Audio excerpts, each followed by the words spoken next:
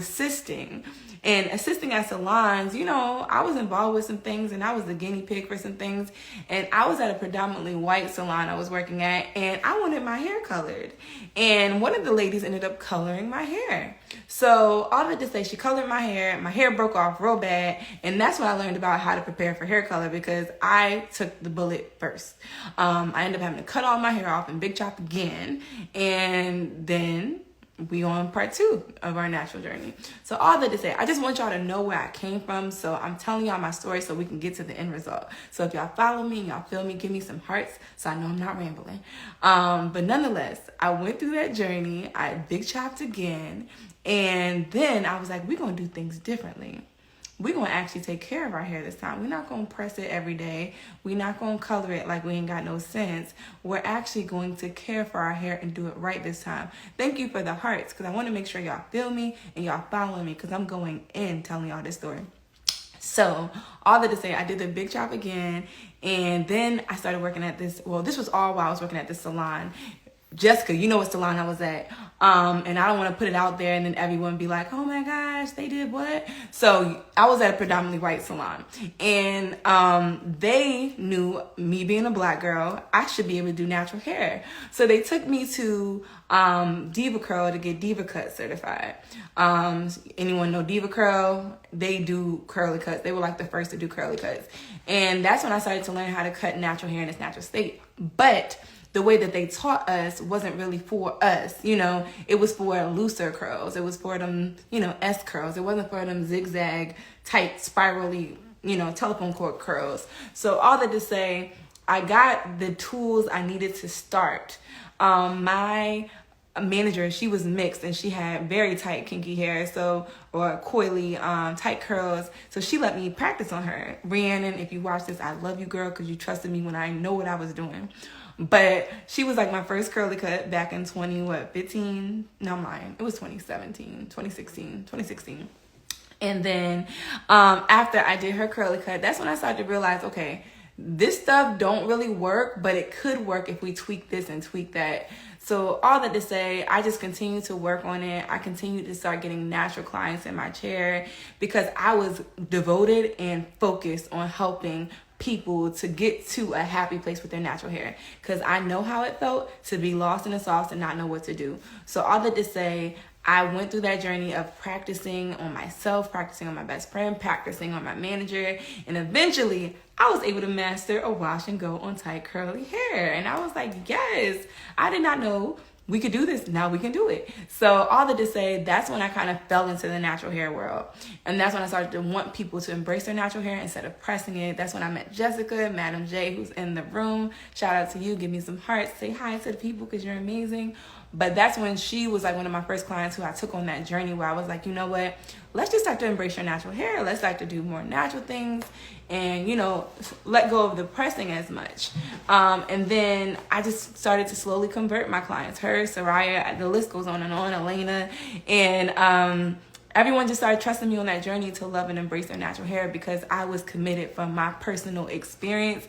I didn't want anyone else to go through what I went through because growing up, when I went to the salon and I wanted to go natural, I don't know if I mentioned this part, people told me I didn't have that kind of hair. People told me my hair was too kinky and too tight and I need to relax it. I didn't have that kind of hair that can have curls. I didn't have that kind of hair that could be textured and worn out. Like, it was too thick for that. I had to get a relaxer. And come to find out, that was a lie. Come to find out, they just didn't know how. And I'm not mad at them because lack of knowledge, you know, you just don't know what you don't know.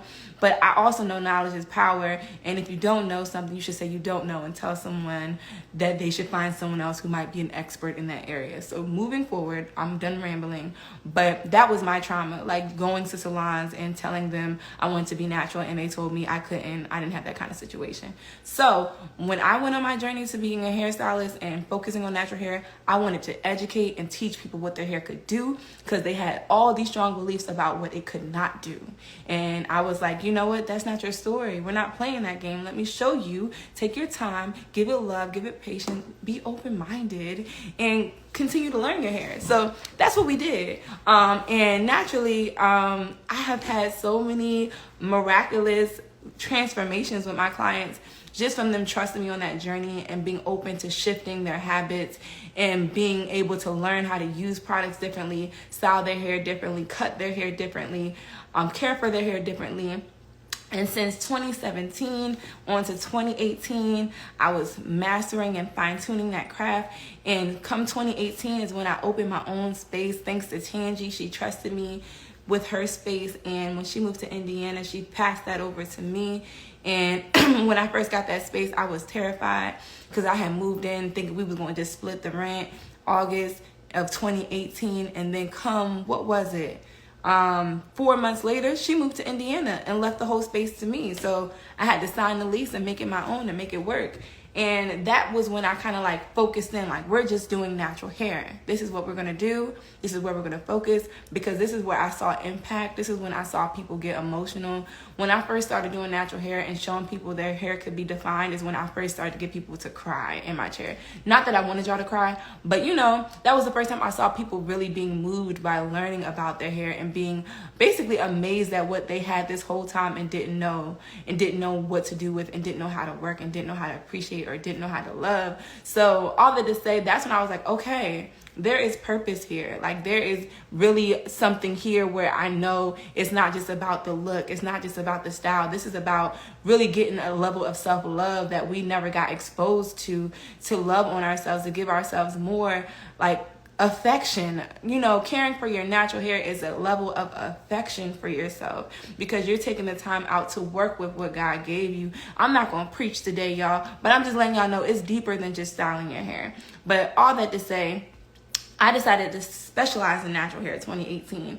And when I did go on that journey is when I started to get momentum. Because even though I did wigs, even I did weaves, even I did crochet, even when I did braids, even when I did all that stuff, I was good at it, but it was inconsistent. And it was like, I didn't really feel purposed. I felt like I was definitely just doing what people asked me to. I was doing it well and it looked really good, but I didn't feel like I was really changing lives. I was really supporting people inwardly.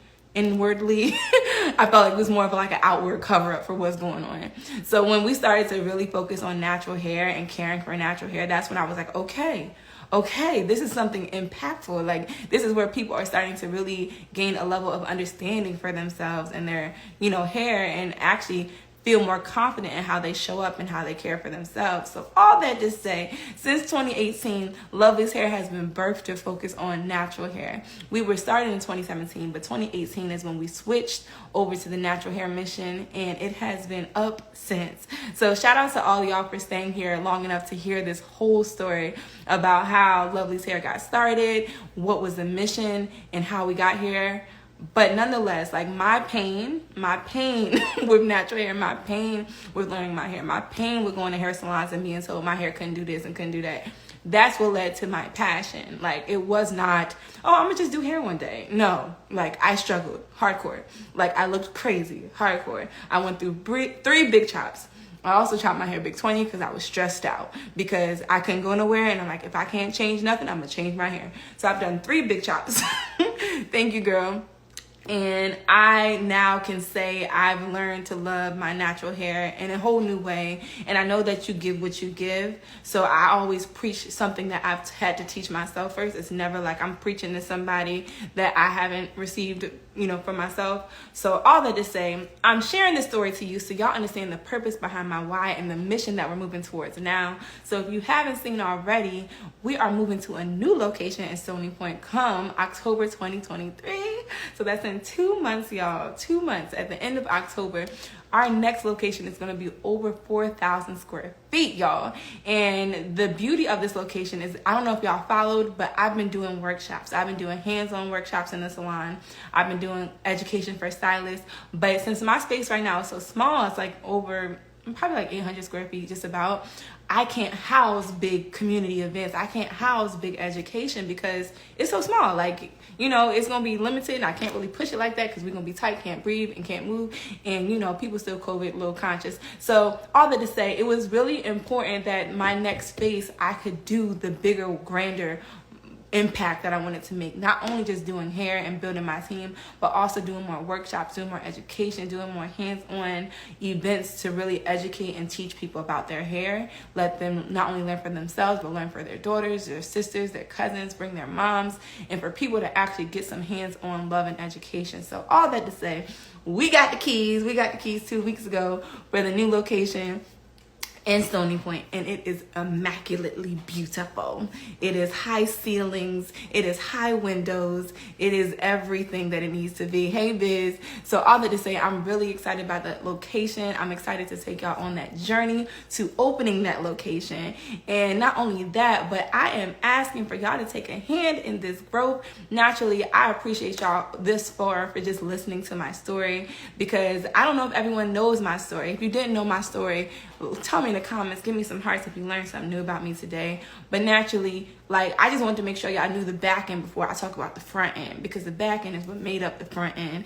And if it wasn't for the back end, I wouldn't be on this end. So naturally, I feel like I just wanted y'all to know about the journey towards me loving my own natural hair that made me really want to help others and really be that person to support people, not judge people, not condemn people, not make people feel bad, but support people to better learn the techniques and the knowledge and the products and the habits that really are going to help you to better embrace what God gave you. Because naturally, I love weaves. As you can see, I love crochet, I love extensions, I love those things, and they're beautiful. They're a great option, but that should not be what we rely on. We should have it as an option, not as a necessity, because that's when we break off and don't really get much out of what we have underneath, and then you have to wear weave.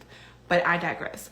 But nonetheless, I wanted to tell you guys that if you are wanting to support Lovely's hair on this next season, on this next part of our journey, we are actually going to be doing some what you call private crowdfunding. So basically, there's a company called Kiva. Kiva is a nonprofit who believed in me. So how that works is they basically said, we don't care about your credit score. We don't care about your background. We don't care about your family. We don't care where you came from. All